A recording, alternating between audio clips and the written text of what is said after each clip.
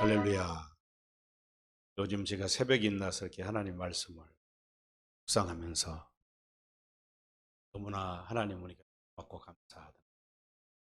하면 복음의 비밀을 깨닫게 하는 것이 사람의 지혜나 지식으로 되는 것이 아니라 오직 성령님의 기름 부음을 통해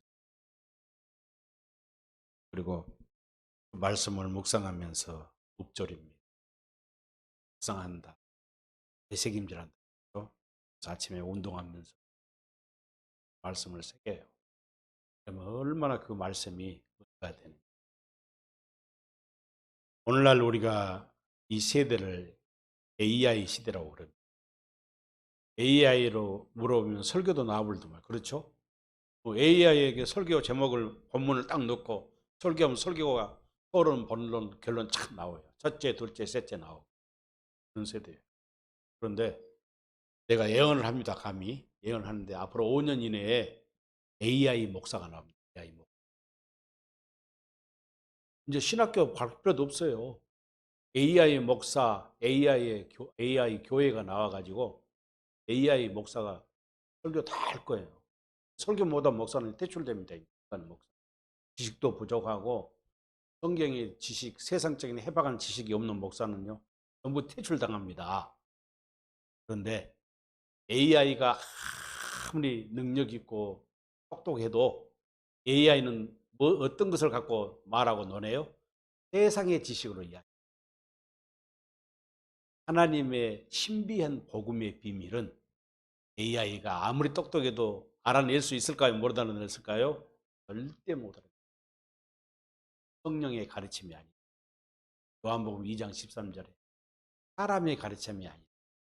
성령의 가르침을 받아야 하나님의 깊은 곳이라도 통달할 수 있는 성령이. 우리를 그 하나님의 깊은 곳으로 대구로 들어가서 하나님을 알게 하신다. AI에 퇴출되는 목사가 없기를 바랍니다. 그러기 위해서는 어떻게 해야 되겠어요? 복음을 알기에 힘쓰고 예수. 오늘 혼인잔치 비유. 우리가 너무나 잘 아는 이야기예요. 저 설교도 이 본문으로 설교도 수십 번 했을 거예요. 그런데 이 말씀을 내가 다 묵상하다.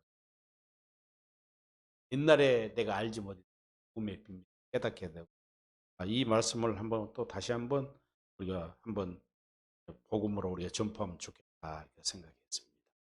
먼저 이 똑같은 병행 구절이 있죠. 누가복음 14장에도 똑같은 이야기가 나옵니다.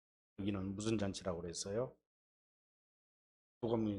누가복음에는 똑같은 이 병행 구절이 나오는데 큰 잔치의 비유라고 나옵니다. 마태는 혼인잔치의 비유. 똑같은 결국은 같은 이야기인데 마태가 쓴 이 혼인잔치 비유는 기승전결이 분명하죠. 1절 보면 이런 말씀이 나옵니다. 예수께서 비유로 말씀하셨다. 왜 비유로 말씀했을까요? 비유라는 것은 뭐예요? 예수님이 비유로 말씀하시는 것은 복음은 비밀이기 때문에 비유로 말해요. 예. 깨달은 자만 깨달을 수 있어요. 아무나 깨달을 수 있는 거예요. 마태복음 13장에 보면은 복음을 천국의 비밀을 깨닫는 것이 아무에게나 허락이 됐습니까? 안 됐습니까? 안 돼요. 주님께서 택함 받은 자만이 하나님께서 성령께서 깨닫는 마음을 주는 자만이 깨달아 알고 들을 수 있는. 그래서 비유로 말한 거예요. 혹자는 그래요. 비유로 말하는 것은 알아듣기 쉽게 하려고 예수님이 늘 비유로 말씀하신다고. 그건 아닙니다. 얼른 들으면 우리가 문자적으로 생각하면 예수님께서 하나님 나라의 비유를 복음을 설명하시면서 비유로 하시는 알기 쉽게 하려고 한 것 같지만 그 속에는 뭐가 더 들어있어요? 복음의 신비로운 비밀이 그 속에 더 숨겨 있어요. 들어도 알지 못해. 깨달은 것 같아요. 육의 생각으로 깨달은 것 같으나 육의 생각으로는 깨달을 수가 없어요. 성령의 기름 부음이 없습니다. 성령의 할례가 임하지 않으면 절대 깨달을 수 없어요. 그리스도의 마음이 되지 않고는 복음의 비밀을 깨달을 수가 없어요. 그래서 오늘 그랬잖아요. 이유로 말씀하시되 2절 말씀 보세요. 천국은 마치 자기 아들을 위하여 혼인잔치를 베푼 어떤 임금과 같으니 이렇게. 여기서 어떤 임금님이 아들을 위하여 혼인잔치를 아들을 결혼시키기 위해서 결혼 예식을 한다 그 말이죠. 그래서 임금은 누굴까요? 아버지를 말해 하나님을 말합니다. 하나님. 그 자기 아들은 누굽니까? 그리스도입니다. 예수님. 예수님. 천국, 이걸 천국이에요. 그러니까 임금님이 아버지가 예수 그리스도를 혼인 잔치를 한다는 것은 다른 말로 바꾸면은 천국 잔치를 한다 이 말이에요. 이 천국은 누가 천국입니까? 예수님이 천국으로 이 세상에 오셨어요. 세례 요한이 예수님을 먼저 와서 회개하라 천국이 가까워. 예수님도 공생애를 시작하시면서 회개하라 천국이 가까워. 그 예수님 자신이 천국이고, 천국은 다른 말로 이 잔치라는 것은 또 뭐예요? 교회를 말하는 거예요. 천국도 교회요, 혼인 잔치에도 교회. 전체를 베풀어 놨습니다. 그 다음 절을 보내요. 그래서 임금이 그 종들을 보내서, 신하들을 보내서, 예를 들어서 선지자를 보내서 그 청한 사람들을 혼인차에 오라. 청한 사람 천국에 초청을 했어요. 그런데 사람들이 뭐예요? 오기를 싫어해요. 잔치에 오기를 싫어해. 그 이제 4절 다시 다른 종들을 또 보냅니다.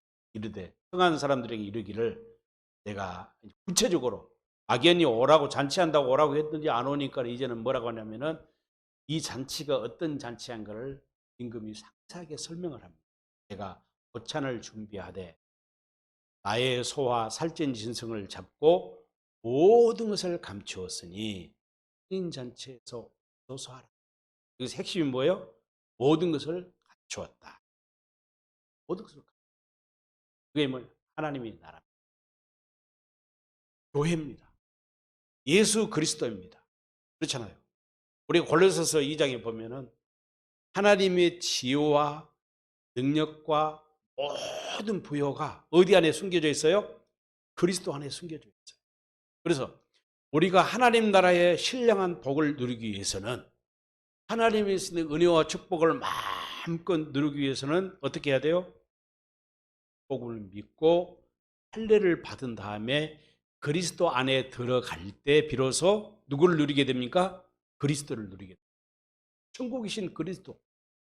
그리스도 안에 모든 하나님의 부요가 지혜와 능과 건강과 물질과 모든 것이 다 들어있어요. 예수 안에.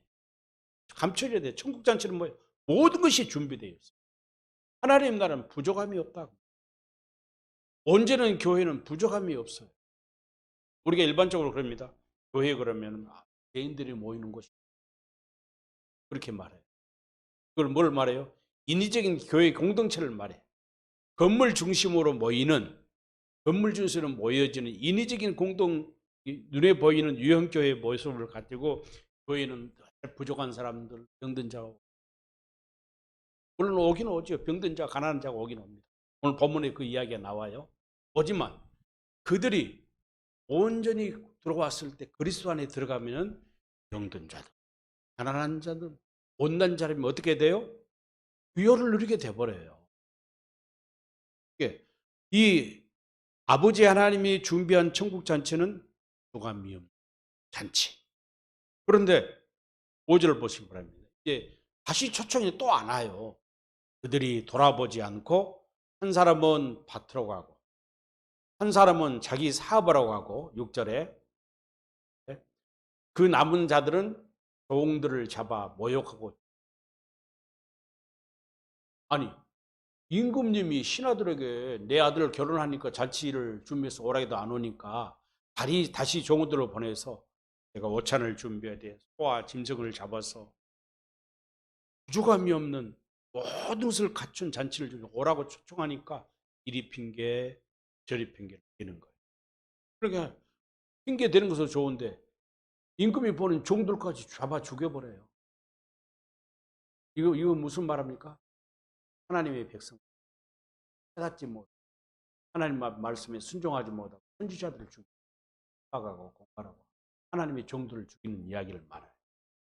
그 다음에 7절에 그러니까 임금이 화가 나겠어 안 나겠어? 화가 나죠. 그러니까 군대를 보내서 그 살인한 자를 진멸했다. 헤렘이다, 헤렘. 종들을 불사르고 8절에 이에 종들에게 이르되 혼인잔치는 준비되었으나 청한 사람들은 하지 아니. 청한 소리에 합당하지 않아요. 왜 합당하지 않았을까요? 오늘 말씀 마지막 14절 한번 보시고 마지막 14절 말씀입니다. 청함을 받은 자는 많되 택함을 입은 자는 청함. 그리고 예수님 당시에도요. 많은 유대인들이 예수님이 가는 곳마다 따라다녔어요. 뭐 하려고? 예수님의 말씀을 듣기 위해서.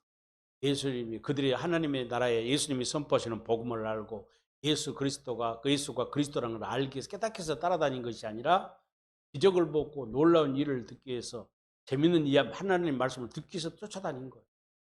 그러나 그중에 택함받은 자는 소수입니다.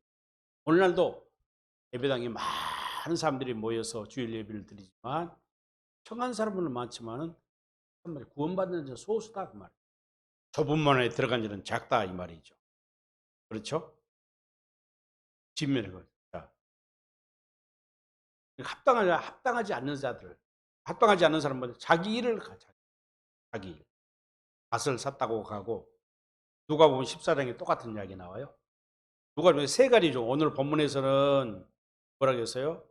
자기 밭으로 한 사람은 자기 사업을 하고 하고 그렇게 나오는 누가복음에는 세 가지 유형입니다. 큰 잔치를 베풀어 오지 않는 이유를 갖다가 밭을 샀으니 난 농사지로 가야 되겠다.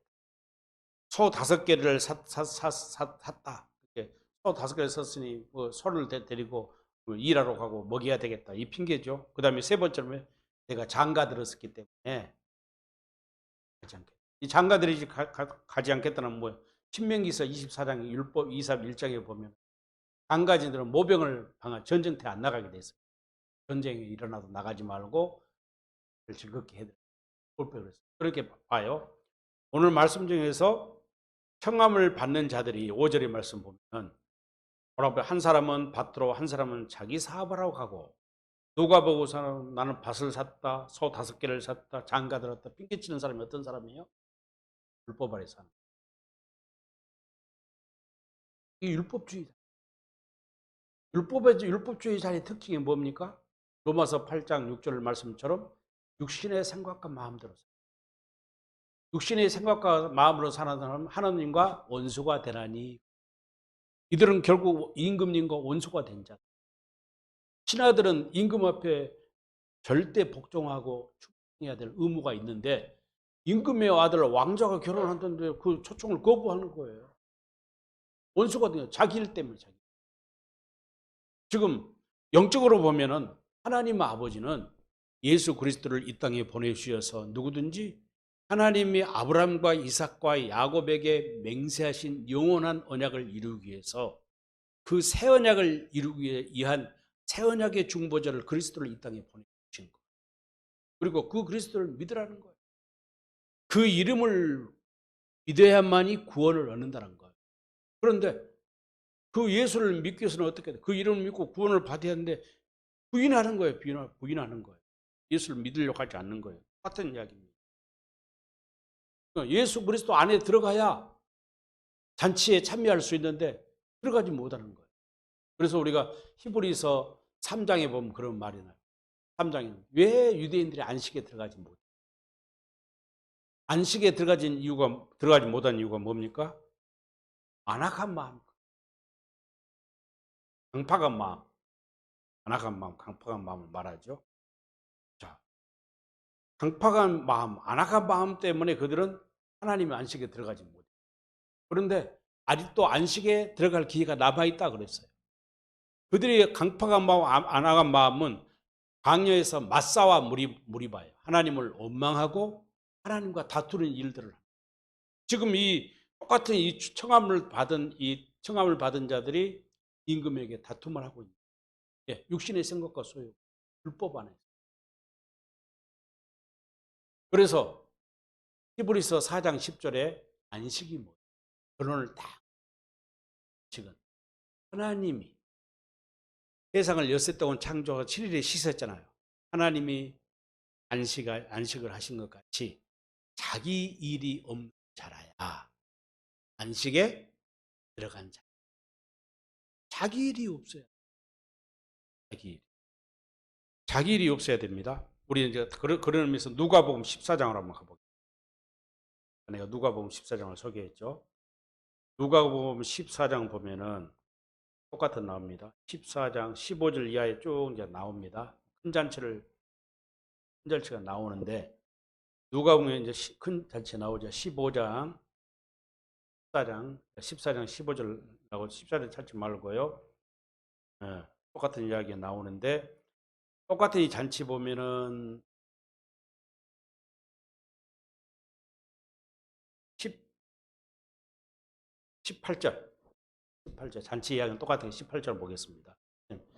다 일치하게 사용하여 한 사람은 이르되 나는 밭을 샀음에 아무래도 나가 보아야겠다 아니 청컨대 나를 양해해 달라고 하고 19절 첫 번째 19절 또 한 사람이 이르되 나는 소 5개를 샀음에 시험하러 가니 청컨대 나를 양해하도록 하라 20절 또 한 사람이 이르되 나는 장가 들었으니 그러므로 가지 못하냐 하는지라 다 이게 뭐예요? 율법 아래 사는 율법은 뭐 육신의 생각과 마음으로 살아요.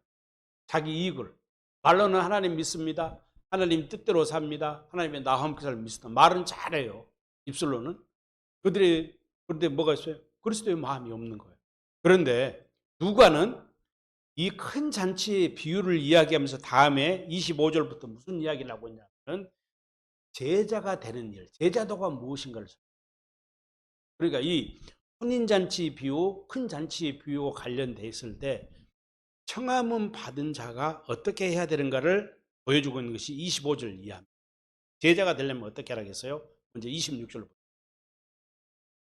무릇 내게 오는 자가 자기 부모와 처자와 형제와 자매와 더욱이 자기 목숨까지 미워하지 않으면 등이 내 죄. 천국 잔치, 하나님 아버지가 준비하신 천국 잔치에 참여하려면은 뭐라겠어요? 지금 뭐 그 이유를 달잖아요. 뭐 나는 밭을 샀으니 농사로 가야 되겠다. 소를 샀으니 결의사니 연습을 하고 가야 겠다. 장가 갔으니 못 갔다. 육신의 생각 이런 것 때문에 집착해서 안아간 마음을 가지고 하나님 아버지를 대하는데 처자식도 버리는 거예요. 처자와 형제, 부모와 처자와 형제와 자매와 더욱이 자기 목숨까지도 미워해라 그 말이에요. 이런 사람이 제자가 된다는 거예요. 미워해라. 우선순위가 뭐냐 이 말입니다. 그 다음에 27절 누구든지 자기 십자가를 지고 나를 따르지 않는 자도 능히 내 제자. 자기 십자가를 진다는 게 뭐예요? 예수님이 지신 십자가를 우리보다 지라는 거 아니에요. 예수님은 우리가 질 십자가 이미 졌지. 자기 십자가를 진다는 것은 자기 부인입니다. 마태복음에서도 주님의 제자가 되면 먼저 자기를 부인하고 자기 십자가를 지고 나를 따르라 그랬어요.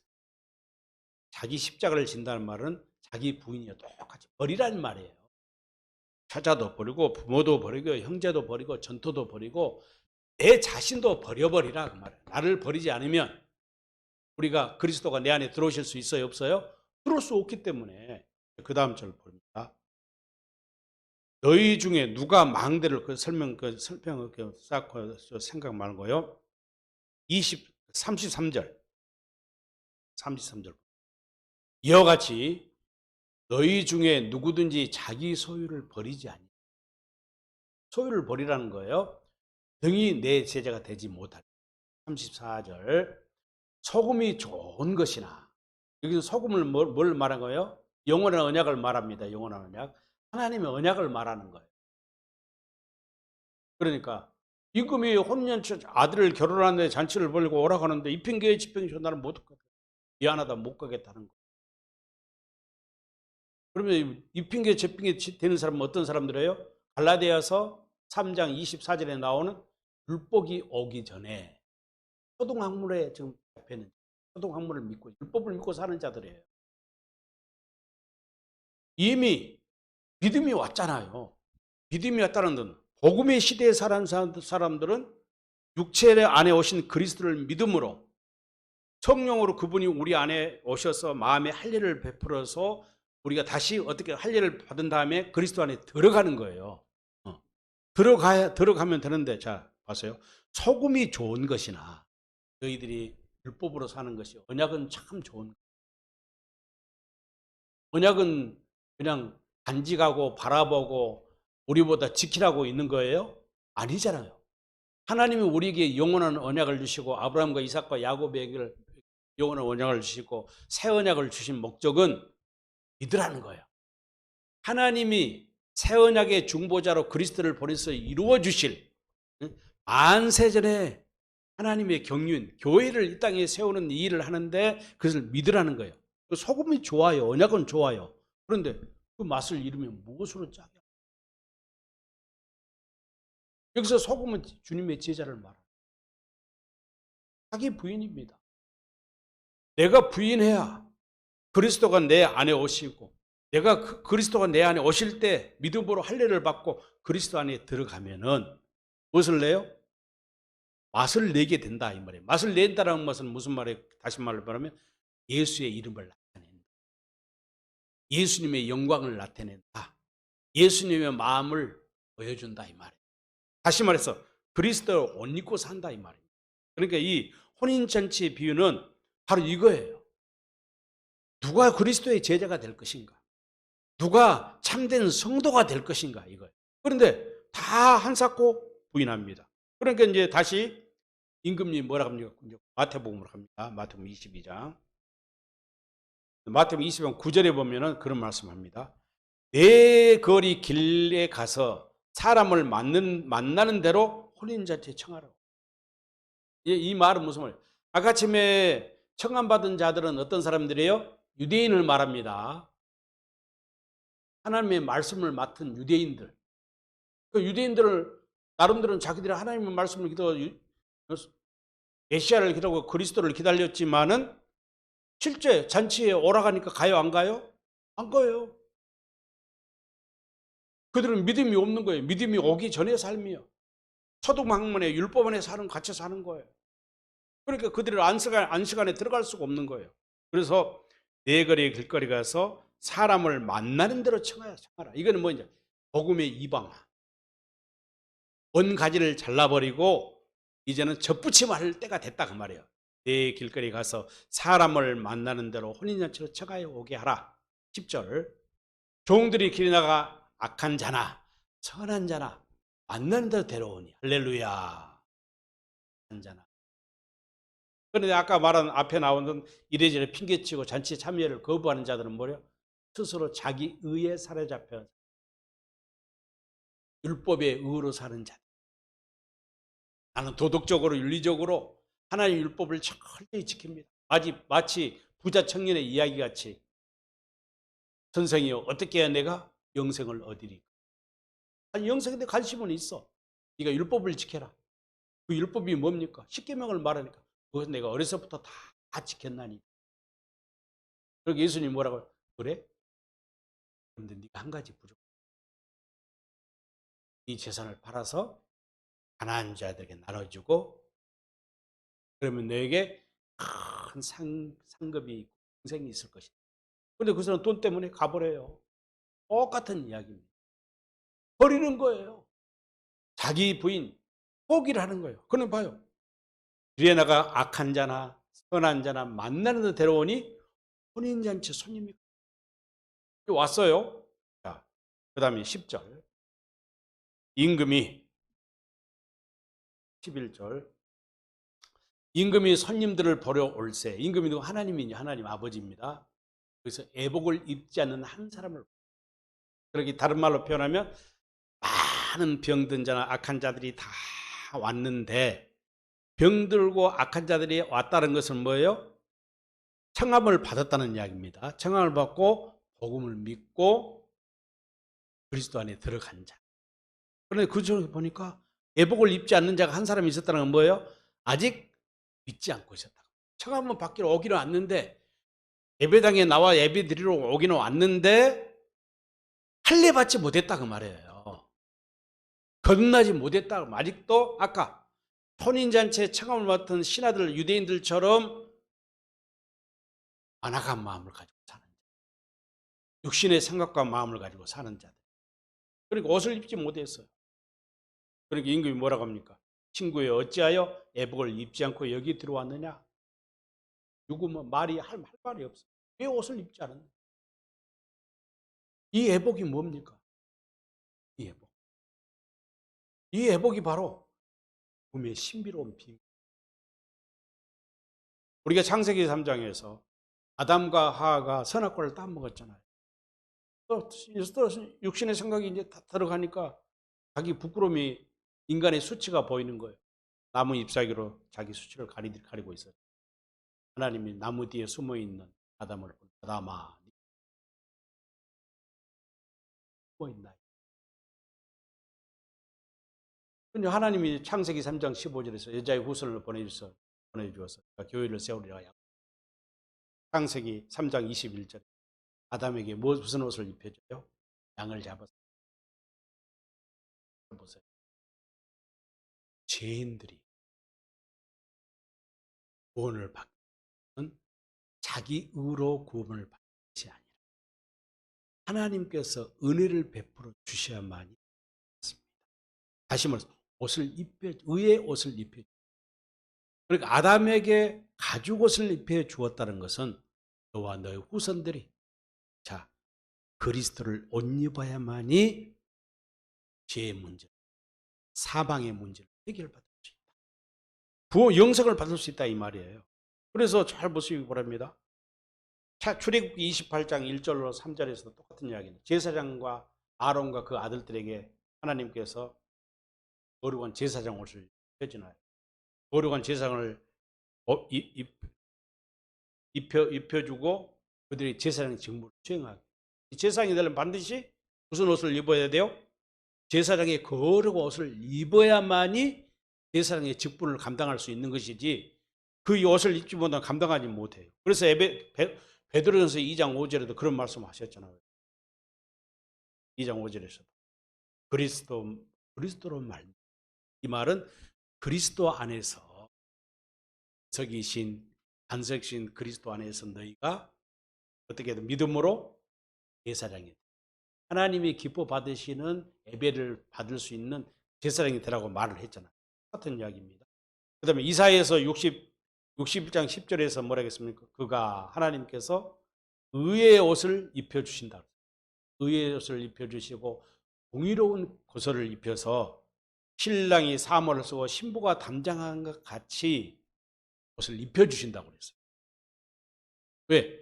그리스도의 신부가 되게 하기. 성도는 뭡니까? 교회의 머리가 되시고 교회의 주가 되시는 신랑 되신 예수의 신부가 정결한 신부가 누구예요? 교회예요. 성도입니다. 저와 여러분은 예수님을 우리의 신랑으로 맞이해야 돼요. 혼인잔치에 참여하는 거예요.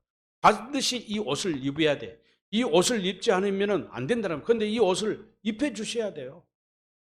마치 사도 바울은 에베소서 6장 11절로 13절에서는 성령의 전신갑주를 입으라고 하죠.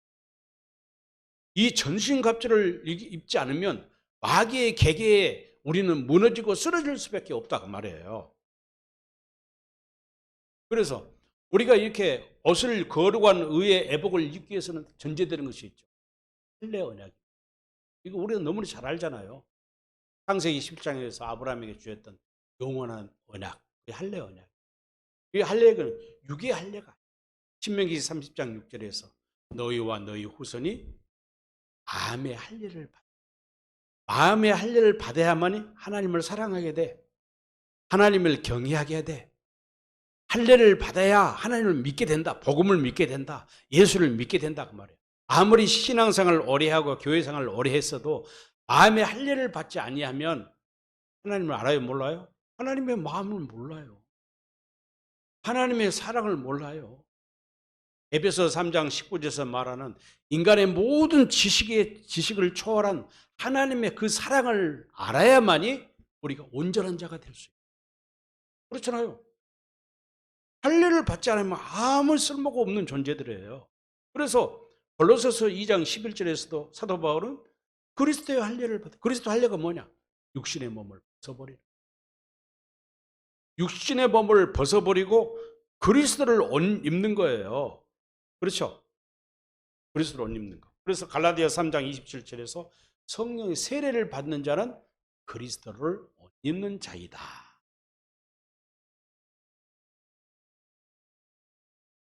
그래서 요한복음 14장 우리 잘 알죠. 요한복음 14장은 무슨 얘기예요? 성령장이에요. 성령.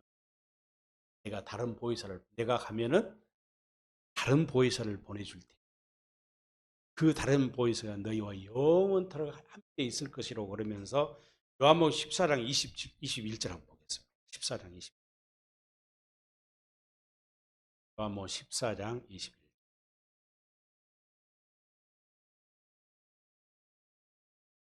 나의 계명을 지키는 자라야. 나의 계명이라는 것은 율법을 말하는 것이에요. 그리스도의 율법을 말하는 거예요. 그리스도의 복음, 하나님의 복음을 말합니다.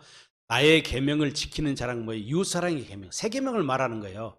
하나님을 사랑하고 이웃을 사랑하는 세 계명. 나의 계명을 지키는 자라야 나를 사랑하는 자니. 나를 사랑하는 자는 내 아버지께 사랑을 받을 것이요 나도 그들을 사랑하여 그에게 누구를 나타낸다고요? 나를 나타내겠다. 주님은 스스로 나타내겠다는 말이에요. 자, 보세요.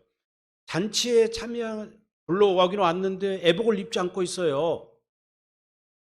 애복을 입지 않는데 주인이 뭐예요? 왜 입지 않느냐고 책망을 하는 거예요. 다 애복을 입은 너는 왜 애복을 입지 않았느냐? 한 사람 보고 이러는데 할 말이 없어. 입이 10개라도 할 말이 없는 거예요. 왜 뭘까요? 복음의 비밀을 모르고. 아직도 이 사람은 잔치의 청음을 받기는 받았지만은 복음을 믿지 않고 있는 거예요. 천국 복음을 믿지 않고 있는 거예요. 천국 복음을 믿고 좁은 문으로 들어가야 돼. 그리스도 안에 들어가야 되는데 들어가지를 못하는 거예요. 그렇잖아요. 자, 요한복음 14장 21절에서 나도 그를 사랑하여 그에게 나를 우리가 그리스도를 나타낸 것이 아니라 그리스도의 계명, 그리스도의 율법, 새 계명을 믿으면 그분이 내 안에 오시고 할례를 베푸니까 우리가 새 생명을 거듭나니까 우리가 그리스도 안에 들어가게 되고 그때부터는 누구를 하나님을 알게 되고 주님을 알게 되고 주님을 사랑하게 돼. 하나님의 은혜를 깨달아. 하나님의 은혜를 깨달으니까 통의하고 자복하고 감사하고 눈물 콧물 흘리고 하나님을 누리고 살아요. 그러니까 누리고 사니까 우리가 어떻게 돼요? 저절로 그리스도를 옷 입으니까 우리의 허물과 우리의 부끄러운 과거와 제약이 다 가려지고 그리스도가 나타난다 그 말이에요. 그리스도를 나타난다 이 말은 소금이 맛을 낸다. 똑같은 이야기예요. 소금을 마신다. 소금을 맛을 낸다는 것은 그리스도의 마음으로 산다. 할렐루야. 그리스도의 이름으로 산다. 이 말인데 이 말. 그러니까 고린도후서 3장에 뭐라고 했어요? 너희는 그리스도의 향기. 그리스도의 향기가 나와 저절로.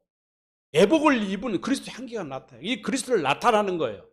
내가 의도적으로 어떤 행위를 착한하고 좋은 일, 불쌍한 자를 도와주고 전도를 많이 하고 헌금을 많이 하고 교회에서 헌신, 봉사, 청소를 많이 해서 내가 스스로 나를 나타내는 것이 아니라 내가 그리스도 안에 살면 그리스도께서 나를 통해서 자신을 나타내 주신다니까요. 이걸 우리 알아야 돼. 이게 복음의 비밀이에요.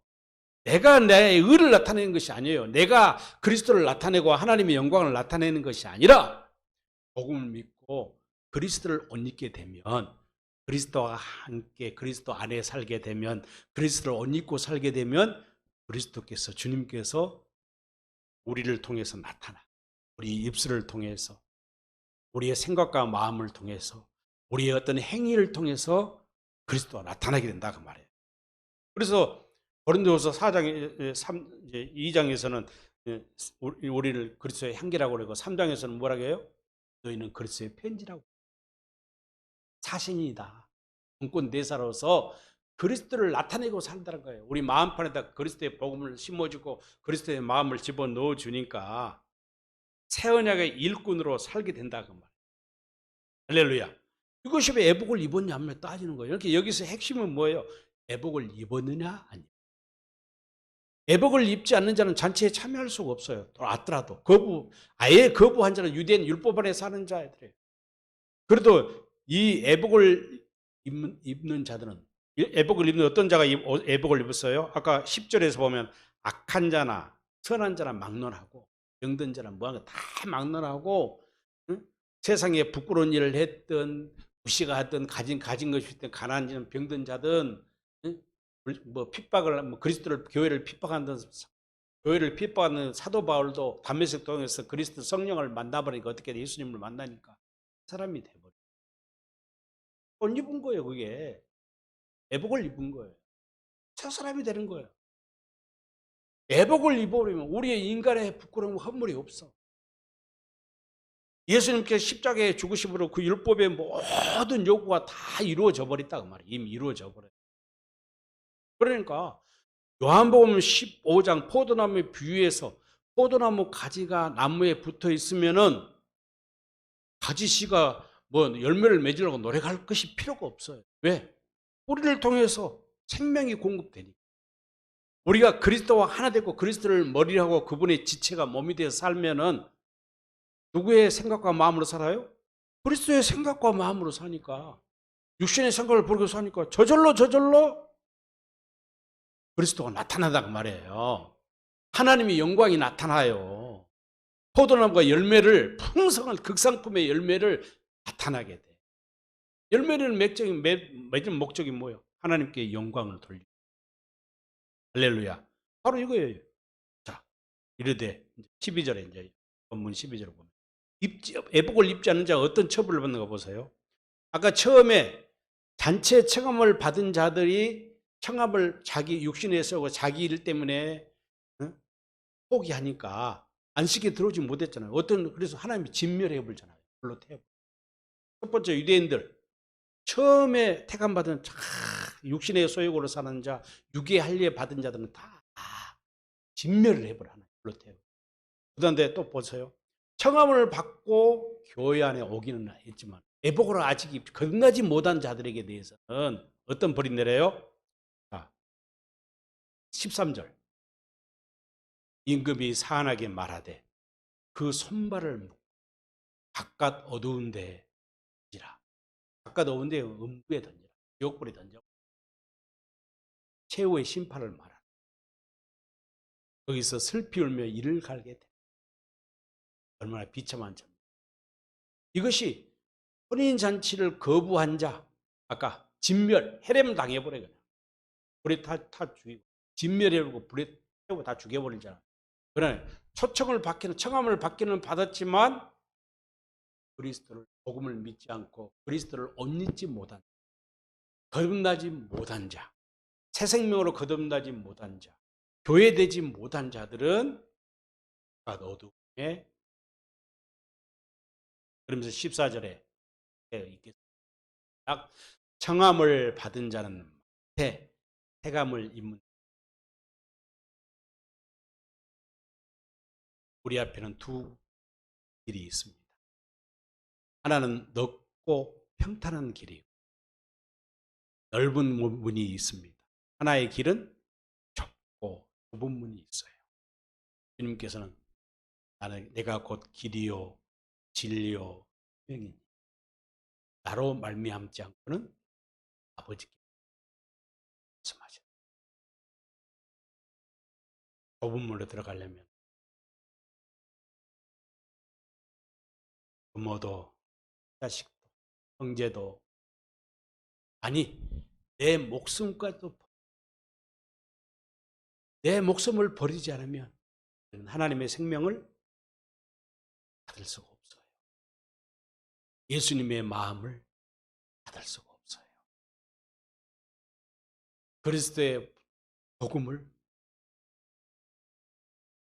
이 그리스도를 복음을 받아야만, 믿어야만이 그리스도가 내 안에 임하시고 내가 그분 안에 들어갈 때 우리가 거룩한 새 마포 옷을 입는, 새 마포 옷을 입는 자, 이 옷을 내가 입는 것이 아니라 주님이 친히 입혀주시고 친히 새 마포 옷을 입는 자만이 하나님의 영원한 나라에 14만 4천에. 그들은 어떤 자라예요?